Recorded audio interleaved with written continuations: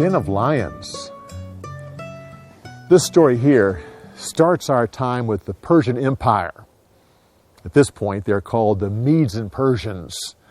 But they'll be with us now for the rest of the Old Testament. All the prophecies came up towards Babylon, and of course Nebuchadnezzar fulfilled that. Now we continue the rest of the Old Testament with the Persian Empire. Cyrus is the one who actually was the great king here, who conquered. In actuality, Darius is not even mentioned in history, which is interesting, I find, because there were two kings that were not mentioned. Belshazzar, in our last story, they laughed at Daniel because they couldn't find him until about 1850s. About the 1850s, they found him. Well, the same thing is true here. Darius the Mede is nowhere in history. No one really knows who he is. There is many theories about this. The one that I kind of hold to is that Darius was probably Cyrus's uncle. He was the king of the Medes.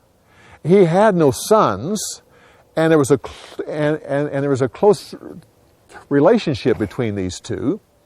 And so Darius basically gave the kingdom over to Cyrus and combined the Medes and Persian. And along with the deal, he gave him his daughter as well. They had known each other as children, but he gave him his daughter in marriage. And in exchange, Cyrus gave Darius the kingdom of Babylon. He told him about the wonderful palace of Nebuchadnezzar and how wonderful it was. And it says, I'll give it to you, and you'll rule as king of Babylon. And so it was arranged so that when Cyrus had his general attack Babylon, and when they took it and took the city, Darius was there, and he became king. Now, he still honored Cyrus, because 2 weeks later, Cyrus came, and officially he was the king of the entire empire. But even during the 2 years that Darius ruled, Cyrus never called himself the king of Babylon, only the king of lands, which means the king of many kingdoms.